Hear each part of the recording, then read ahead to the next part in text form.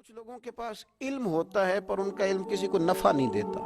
اسی طرح کچھ لوگوں کے پاس مال ہوتا ہے پر ان کا مال کسی کو فائدہ نہیں دیتا. سمیٹ کے لے جاتے ہیں ہر شے قبر میں. حضرت ابوبکر صدیق رضی اللہ تعالیٰ عنہ کا مال اتنی شان والا تھا کہ آپ رضی اللہ تعالیٰ عنہ کاروبار کرتے تھے اور کپڑے کا کاروبار کرتے تھے اور وسیع کاروبار کرتے تھے. جس دن آپ نے اسلام قبول کیا آپ کے پاس 40,000 دینار تھے. 40,000 دینار بہت بڑے امیر آدمی کے پاس ہوتے تھے. 40,000 دینار تھے. کچھ نے درہم بھی لکھے ہیں. 40,000 تھے لیکن آپ نے سارے کے سارے راہ خدا میں خرچ کر دی. میں نے یہ نہیں کہا کہ اس میں سے 2.5% زکوٰۃ دی. میں نے یہ نہیں کہا. میں نے کہا کہ سارے کے سارے راہ خدا میں خرچ کر دی. اور آپ نے 1 منٹ کے لیے بھی کبھی توقف نہیں کیا کہ یہ میرے پاس مال ہے تو لہٰذا اب میں کس طرح کر کے اس کو خرچ کروں. پہلے تو آپ نے اسلام قبول کیا تو مال خرچ کرنا شروع کیا. پھر جب آپ ہجرت کے لیے نبی کریم صلی اللہ تعالی علیہ وسلم کو لے کے گئے تو اس میں بھی مختلف روایتیں ہیں. ایک روایت یہ ہے کہ اس وقت 5,000 دینار آپ کے پاس تھے. بہت بڑی رقم تھی یہ بھی. جب آپ گھر سے نکلے نا تو وہ سارے پیسے ہی آپ نے ساتھ لے لیے. سارے ہی. بڑا مشکل کام ہے. گھر میں جوان بیٹیاں بھی تھیں, بچے بھی تھے, خرچے بھی تھے. لیکن یارو یہ بڑا کٹھن رستہ ہے. وہ سارا ہی پیسہ لے لیا اور وہاں پتھر رکھ کے نا چھوٹے چھوٹے تو ان کے اوپر کپڑا ڈال دیا. والد نابینا تھے. اپنی صاحبزادی سے فرمانے لگے اگر ابا جی پوچھے نا ابو بکر سارے پیسے تو نہیں لے گیا.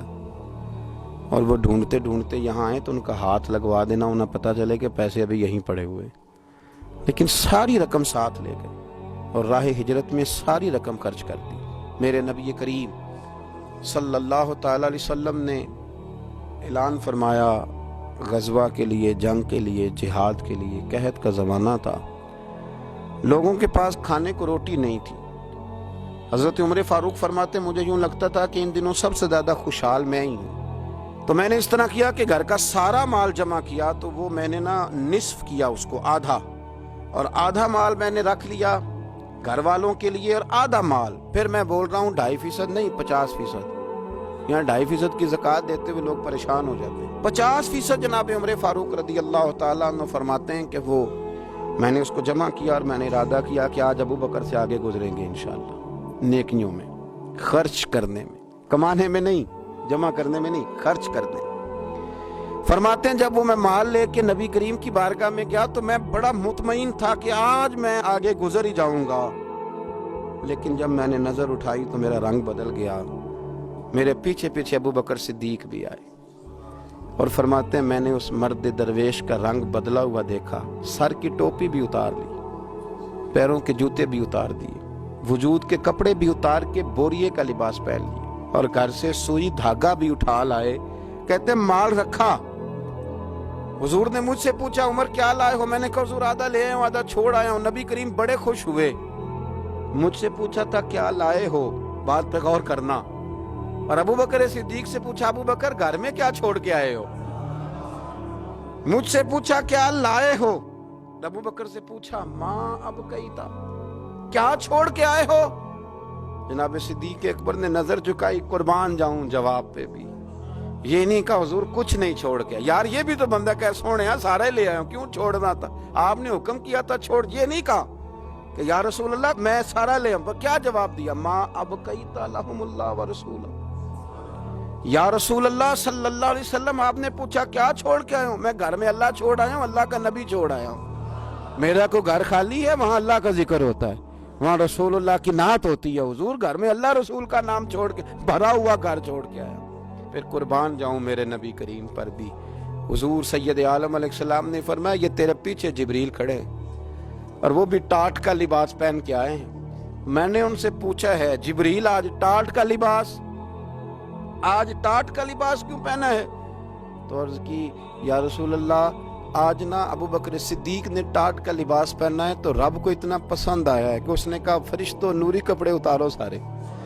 یہ روپ دھارو نا جو میرے یار کے یار نے دھارا ہے, یہ والا تینوں لب دیں آپ گواچے. سانو اپنی خبر نہ کوئی, ساتھوں پارے نہیں ککھ گلیاں. سانو تے آخ دے لوگ شدائی, ہاں سانو آخ دے لوگ شدائی, کیونکہ اسا ننگ نموس دا ساڑ کے چولا गल पहने ताज गदाई, सजना अपना आप गवाया तां यार ने चाती पाई। सारा ही रख दिया, सारा ही। और एक जुमला इमाम सयूती ने लिखा है जिस पर वज्द करने को दिल करता है। मैं सही कह रहा हूँ, वज्द करने को दिल करता है। इमाम सयूती फरमाते हैं कि नबी पाक सल्लल्लाहु ताला अलैहि वसल्लम ने कहा कि अबू बकर, मेरा रब फरमाता है कि तू सारा ही ले आया है और टाट का लिबास तूने पहन लिया है, तो रब फरमाता है कि अबू बकर से पूछिए कि अबू बकर इस हाल में अपने रब से राजी है कि नहीं, इस हाल में राजी है कि नहीं। तो सिद्दीक अकबर की तो चीख निकल गई, अर्ज की या रसूल अल्लाह, मैं कहाँ और मेरा रब कहाँ? मेरा अल्लाह मेरी रिजा पूछता है। या रसूल अल्लाह, मैं अल्लाह से भी राजी हूँ, रसूल से भी राजी हूँ, दीन इस्लाम से भी राजी हूँ हुजूर, मैं बड़ा ही राजी। और मैंने यहाँ एक अजीब बात पढ़ी, हजरत उबई बिन काब ने एक दफा कहा था या रसूल अल्लाह मैंने सारा माल देना है। फरमाया नहीं भाई, चौथा हिस्सा दे, 3 हिस्से रख ले। हजरत अबू लुबाबा ने भी कहा था हुजूर सारा माल पेश करना है। फरमाया ना, तेरे बच्चे पीछे फाका मरे, मैं नहीं सारा कबूल करता, चाहे दीन के, चौथा हिस्सा दे। उनसे कहा सारा नहीं कबूल करना, ये सारा लाए तो इनका कबूल कर लिया। और फिर लफ्ज़ हैं बड़े खूबसूरत हदीस पाक में, नबी करीम अलैहिस्सलाम ने फरमाया, ये इब्ने माजा की रवायत है, फरमाया मुझे किसी के माल ने इतना नफा नहीं दिया, कसे बादशाह, अल्लाहु अकबर। फरमाया किसी के माल ने इतना नफा नहीं दिया जितना अबू बकर सिद्दीक के माल ने नफा दिया। गोया हुजूर फरमाते हैं कि ये लेके भी आता है और इसका माल है भी बड़ा बरकत वाला, जब आता है तो फिर मजेदार भी बड़ा है, फिर उसमें नफा भी बड़ा है, फिर वो कहीं खर्च करते हैं तो उस पर अता भी बड़ी।